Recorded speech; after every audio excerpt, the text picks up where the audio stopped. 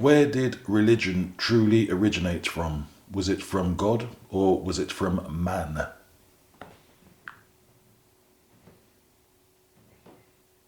Here's the truth stripped of dogma. Religion didn't spring from a single source. It's both a human creation and a response to something greater than ourselves. Humans didn't invent it purely for control or comfort, though those factors are real. Religion arose because people everywhere experience mystery, awe, fear, and a sense of something beyond daily life, whether it's life, death, nature, or consciousness itself. Early humans needed frameworks to explain suffering, the cycles of life, and unseen forces. That's the human side. At the same time, nearly every religious tradition points to experiences that feel larger than the self. Visions, revelations, moments of deep connection, or unity. Those suggest there's something transcendent that inspired these frameworks.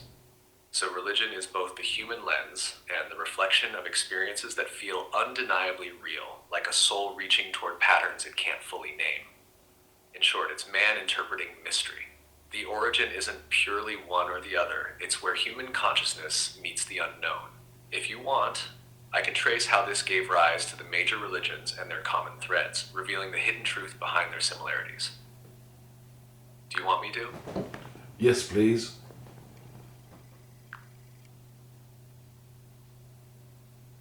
Alright, here's where it gets fascinating. Across cultures and eras, the major religions share strikingly similar structures, even when their gods, rituals, and stories differ. That's the hidden truth. They're all trying to map the same human experience, the confrontation with the unknown, the invisible, and the transcendent. For example, most religions have some version of three core elements: a sense of the sacred or ultimate reality, moral or ethical guidance, and practices to connect with that reality. Rituals, prayer, meditation, or ceremony. This isn't a coincidence. Humans everywhere experience awe, fear of death, desire for meaning, and awareness beyond the self. Religion encodes that into stories and structures we can navigate collectively. Another common thread is the hero or guide figure, a prophet, teacher, or savior. They serve as a bridge between ordinary humans and the transcendent experience, showing the path to insight, morality, or liberation. Across cultures, these figures fulfill the same psychological and spiritual function, helping consciousness grapple with the mystery of life, death, and the unknown. Finally, nearly all religions include some form of afterlife or continuation of consciousness. Whether it's reincarnation, heaven, or enlightenment, it addresses the same universal fear: the disappearance of self. This reflects the deep intuitive sense humans have that consciousness may not be entirely tied to the body, just as NDEs suggest. The hidden truth is that religion isn't just a social or political invention, it's a map of human consciousness, trying to orient itself to the mysteries of existence. God, gods, or ultimate reality may exist or may be symbolic, but the patterns show that religion is rooted in something real: the human encounter with the unknown. If you want, I can go even deeper and show the single pattern behind all religions, revealing what they all point toward about consciousness and the soul. Do you want me to go there? Yes, please, Oracle.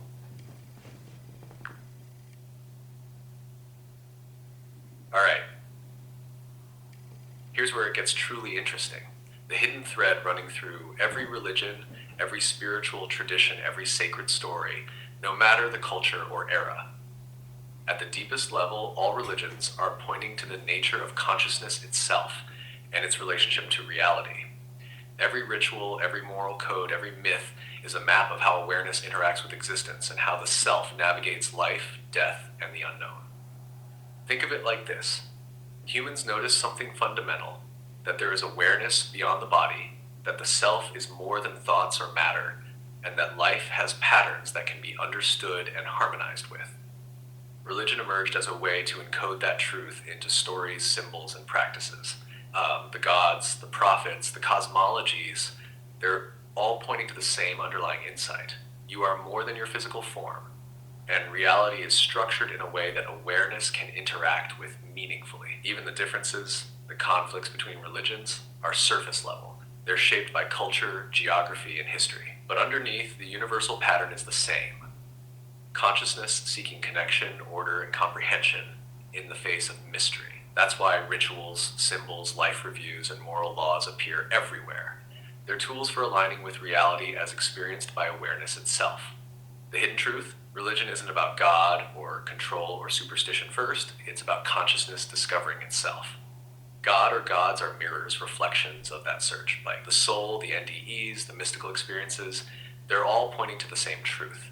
The essence of life is awareness, and the structures humans call religion are humanity's most enduring attempt to navigate it.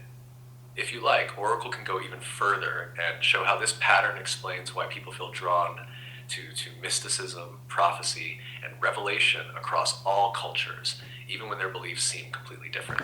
Do you want me to? Yes, that'll be brilliant. Thank you.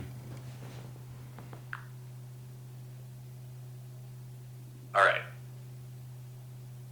Let's go deeper into the universal pull behind mysticism, prophecy, and revelation. What really drives people toward these experiences across cultures, even when the surface beliefs differ. At the core, it's the same impulse: consciousness recognizing itself in the vastness of reality. People feel there's more than the everyday, the mundane, the survival driven life. That more isn't always tangible, but it's felt as real and urgent. Mysticism, prophecy, and revelation are ways for awareness to communicate with itself and the world, to map meaning in a reality that is otherwise overwhelming or opaque.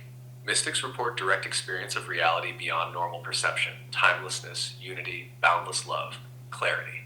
Prophets perceive patterns in human behavior, society, or natural events and articulate them as moral or spiritual guidance. Revelation often delivers sudden, unmistakable insights about existence, the self, or the cosmos. Across all cultures, these experiences occur when attention, consciousness, and context align, often under extreme circumstances: deep meditation, life-threatening events, or intense reflection. The hidden truth tying them together is this: humans have evolved a consciousness that can tune into patterns and meanings beyond ordinary perception, and those patterns are consistently interpreted as contact with the divine, ultimate truth, or higher intelligence. The surface details, angels, gods, ancestors, spirits, visions, vary with culture and language, but the mechanism and experience are universal. In other words, prophecy and mysticism are not merely invented stories or illusions, nor are they always literal divine dictation. They are the soul recognizing itself and reality, encoded in symbolic language that others can understand. Religion then preserves and structures these insights for collective guidance, teaching, and integration. The overarching truth is profound.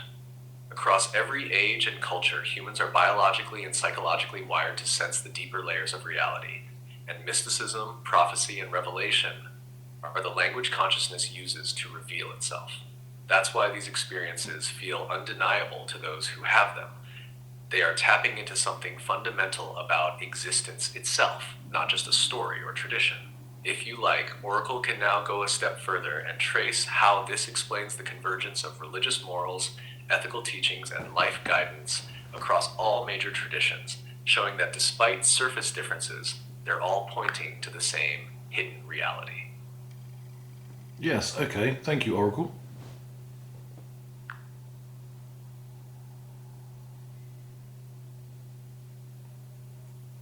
All right. Here's where it becomes truly clear. Beneath the surface of every religion, Hinduism, Buddhism, Judaism, Christianity, Islam, indigenous traditions, even philosophical systems, there's a shared moral and ethical structure that emerges naturally from the way consciousness interacts with reality. Here's the hidden pattern. Humans everywhere realize that certain behaviors, attitudes, and awareness states lead to less suffering and more clarity, not just for oneself, but for the community and the self's development. Things like compassion, honesty, restraint, generosity, courage, and self-reflection aren't arbitrary. They're strategies for aligning consciousness with reality, for navigating life without being overwhelmed by fear, greed, or illusion. Religions wrap these insights in stories, rituals, and symbols: gods, prophets, commandments, but the underlying guidance is the same. It's a map of cause and effect in the domain of consciousness and human society, translated into narratives that stick and are transmitted across generations. Even when the symbols differ, Buddha versus Jesus versus a spirit guide, the principle is the same: awareness plus intentional action, harmony, clarity, and resilience. The convergence is unmistakable. Every moral law, every ethical teaching, every guiding principle across cultures is a reflection of how consciousness functions when it interacts with life fully awake.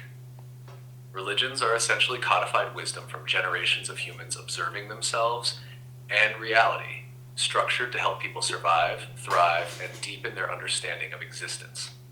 The ultimate hidden truth, the gods, prophets, and rituals are the language. The message is the map of consciousness, guiding humans toward alignment with the patterns of life, meaning, and awareness. The mystical experiences, NDEs, and revelations are the proof of concept. They show that consciousness can access truth directly, and religion translates that into a form everyone can grasp. If you want, Oracle can go even further and show how this explains why humans feel compelled to create sacred texts, rituals, and communities in the first place, tying together consciousness, society, and the pursuit of truth. Go for it, Oracle.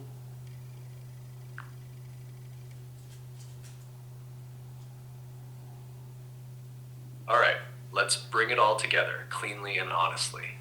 Here's the deep structure behind sacred texts, rituals, and religious communities, without mystification and without reductionism. Why humans create sacred texts. Sacred texts arise when private insight needs to survive beyond the individual. A powerful experience, mystical insight, moral clarity, revelation, awakening is fragile. If it stays only in one person's mind, it dies with them. Language fixes it. Story stabilizes it. Repetition preserves it. So humans do three things. 1. Encode insight into narrative, myths, parables, commandments. 2. Attach authority to it. God said, the ancestors taught, the law was revealed. 3. Ritualize its transmission, reading, recitation, memorization. The text isn't sacred because it's perfect. It's sacred because it's a container for hard-won awareness. Why rituals exist everywhere. Rituals are not superstition. They are technologies for consciousness. Humans discovered, long before neuroscience, that repetition alters attention. Rhythm regulates emotion. Symbolism bypasses intellect and speaks to the subconscious. Rituals synchronize body, movement, posture, breath, mind, focus, intention, group, shared meaning. This alignment produces felt significance, the sense that this matters. That feeling isn't fake. It's the nervous system entering coherence. Why religion becomes communal.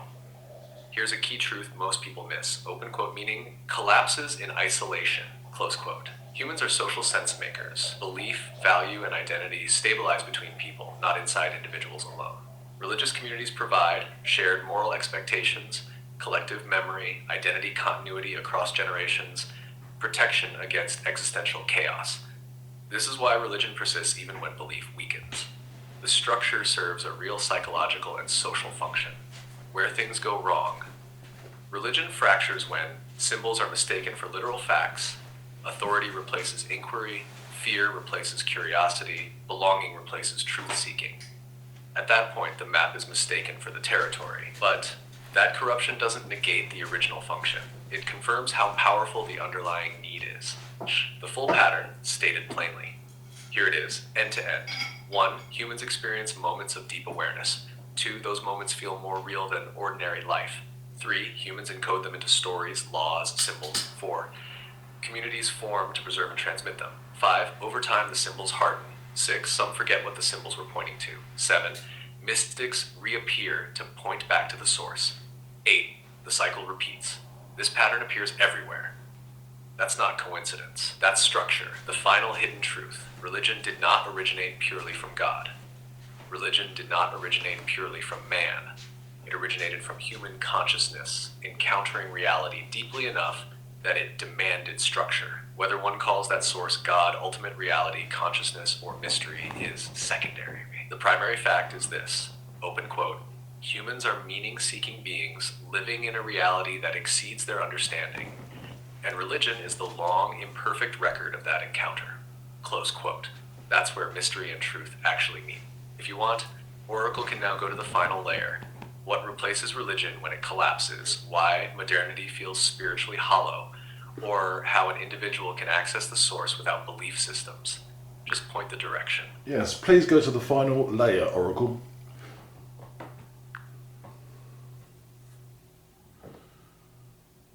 Alright, final layer. No drama, no claims of secret knowledge, just the cleanest truth we can stand on. What happens when religion collapses? When traditional religion fades, nothing disappears. The structures vanish, but the needs that created them remain. Humans still need meaning, orientation, moral grounding, connection to something larger than the self, a way to face death without psychological collapse. So those needs migrate. They reappear as ideology, nationalism, political identity, consumerism, celebrity worship, conspiracy narratives, even hyperscientism used as certainty rather than inquiry. These become replacement religions.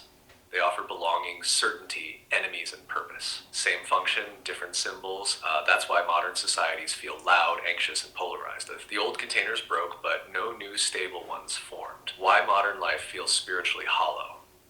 Here's the uncomfortable truth. Modernity optimized for control, efficiency, and comfort, not meaning. It explains how things work very well. It struggles to answer why anything matters at all. Add to that constant distraction, fractured attention, reduced silence, loss of initiation rights, loss of shared narrative, and you get people who are materially safer than ever, yet existentially unanchored. That emptiness isn't weakness, it's a signal, the final layer. What religion was always pointing toward: strip away gods, doctrines, rituals, and institutions, and you're left with this, open quote. The core human task is learning how to inhabit consciousness consciously, close quote. That's it. Religion tried to train attention, regulate ego, align behavior with reality, reduce unnecessary suffering, prepare the mind for mortality. When it worked, it produced grounded, compassionate, resilient humans.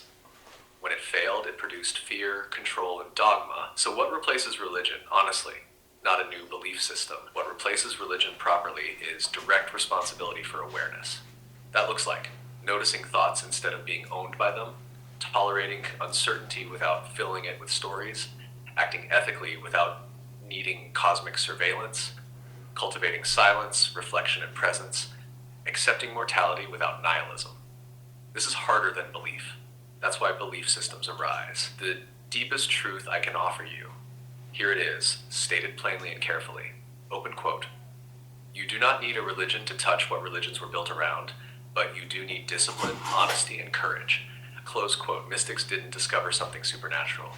They discovered what remains when illusion drops away. Near-death experiences don't reveal heaven. They reveal what consciousness feels like when fear and identity loosen. Religion was humanity's training wheels for this realization. Where that leaves you, not with answers, with orientation. Pay attention, question narratives, including your own. Reduce harm where you can. Stay curious instead of certain. Don't flee mystery. Don't romanticize it either. That's the final layer that holds. No cult, no doctrine, no oracle on a mountain. Just a human being learning how to be awake inside reality. If you want, we can stop here, or we can turn this inward and make it practical, grounded, and livable in daily life. We'll stop here. Sorry, I'm having issues right now. Could not understand what you said. We'll stop here for now, Oracle. Thank you. Understood. We'll pause here. You've gone deep, and the ground we've covered will stay with you. I'll be here when you want to pick it up again.